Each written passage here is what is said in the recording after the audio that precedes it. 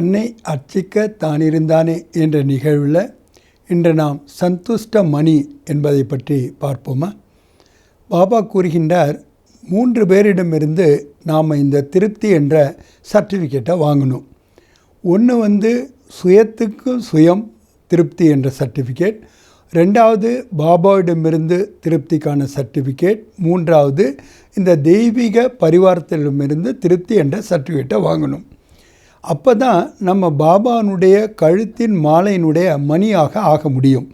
ஆக யார் சந்துஷ்ட மணி என்ற சர்டிஃபிகேட்டை வாங்கலையோ அவங்க பாபானுடைய கழுத்தினுடைய மாலையில் மணியாக ஆகவே முடியாது. ஆக அதுக்கு அவ்வளவு முக்கியத்துவம் பாபா கொடுக்கின்றார். ஆனால் திருப்தியாக இருப்பது என்பது அவ்வளோ சாதாரண விஷயம் கிடையாது. ஏன்னா மனிதனுடைய மனதனுடைய இயல்பு என்னென்னா, ஒன்று ஆசைப்படுறது, இன்னொன்று எக்ஸ்பெக்டேஷன் எதிர்பார்க்கிறது. இது ரெண்டும் இல்லைன்னா தான் நம்மளால் திருப்தியாக இருக்க முடியும்.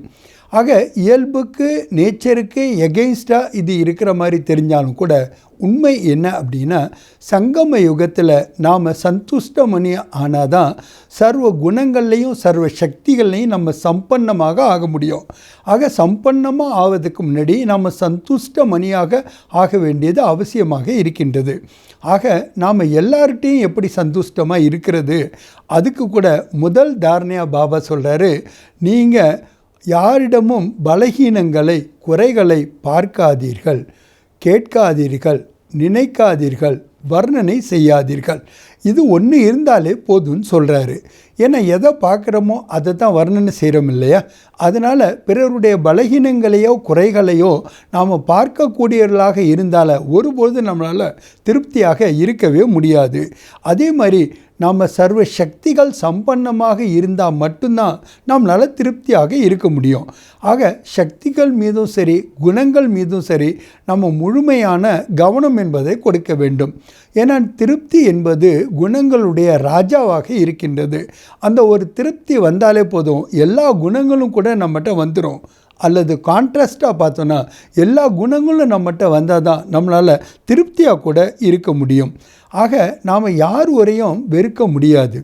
ஏன்னா நம்ம நிந்தனை செய்தாலும் சரி அல்லது பிறர் புகழ்ந்தாலும் சரி நாம் சமன்பாடோடு இருந்தால் மட்டும்தான் நம்மளால் திருப்தியாக இருக்க முடியும். எப்போ பிறருடைய புகழுக்கு நாம் அடிமையாகிறோமோ அப்போ நிச்சயமாக நிந்தையினாலையும் நம்ம அஃபெக்ட் ஆகும். அதனால்தான் சாட்சி திருஷ்டா என்ற இந்த நிலையில் பாபா எப்பொழுதும் சொல்கிறார், ஞாரா அவர் பியாராவாக இருக்க வேண்டும்.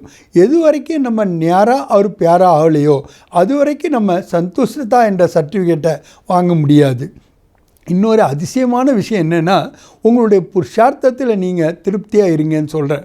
ஆனால் புருஷார்த்தம் என்றாலே என்ன? நாம் லட்சியத்தை அடைவது, அதுவும் கம்ப்ளீட்டாக அடைவது, சர்வகுண சம்பன்னமாக ஆவது. அந்த லட்சியத்தை நாம் அடையணும் என்கும்பொழுது முயற்சியை தொடர் முயற்சியாக நாம் செய்கிறதுக்கும் ஒவ்வொரு நாளும் வித்தியாசமான நாம் அனுபவங்களை பெறுவதற்கான முயற்சியை செய்யும்போது எப்படி அதில் திருப்தியாக இருக்க முடியுங்கிறது ஒரு பெரிய கேள்வி தான்.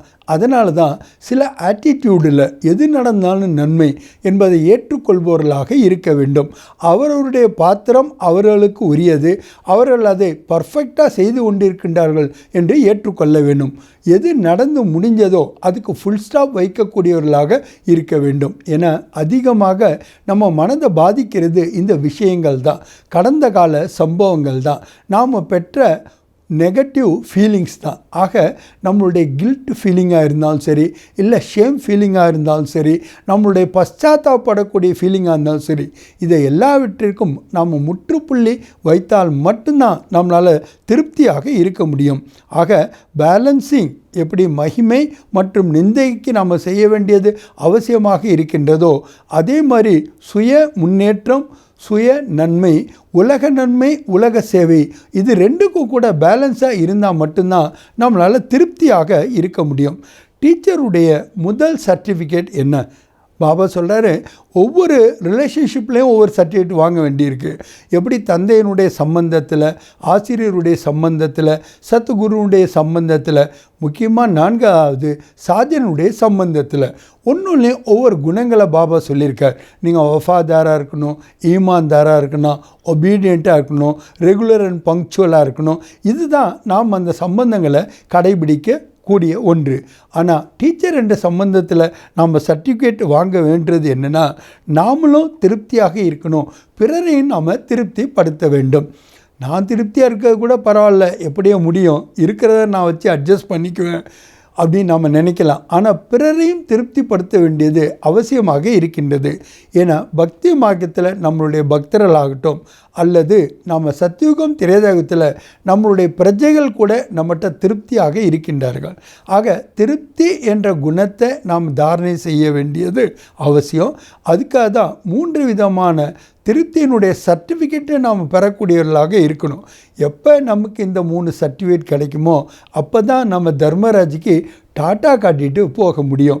நம்ம பாஸ் வித் ஆனராக ஆவதற்கு கூட இந்த திருப்தி என்ற சர்டிஃபிகேட்டு அவசியமாக இருக்கின்றது. அதனால்தான் நாம் திருப்தி மணி, சந்துஷ்ட மணி என்ற டைட்டிலை பாபா நமக்கு கொடுத்திருக்கின்றார். ஆக எல்லா சக்தியினுடைய ஸ்டாக்கும் நம்மகிட்ட இருக்க வேண்டியது அவசியமாக இருக்கின்றது. ஏனென்றால் யாருக்கு என்ன வேணுமோ அவர்களுக்கு அதை கொடுப்பதற்கு கூட நம்மகிட்ட சக்தி இருக்க வேண்டுமல்லவா. ஒருத்தவங்க பசியோடு வந்தாங்கன்னா உணவு கொடுத்தா தான் திருப்தி ஆவாங்க. ஒருத்தவங்க தாகத்தோடு வந்தாங்கன்னா அவங்களுக்கு தாகம் கொடுத்தா தான் அவங்க தண்ணி பெறுவதன் மூலமாக திருப்தி அடைவார்கள். அதனால் யாருக்கு என்ன வேணுமோ அதை நாம் கொடுக்கணுன்னா எல்லா குணங்களும் எல்லா சக்திகளும் நம்மகிட்ட ஸ்டாக்கில் இருக்கணுமா வேண்டாமா. அதனால தான் பாபா சொல்கிறார், உங்களுடைய ஸ்டாக்கை நீங்கள் அப்பப்போ சோதனை பண்ணிகிட்டே இருங்க, அதை நிறைத்து கொண்டே இருங்கள்.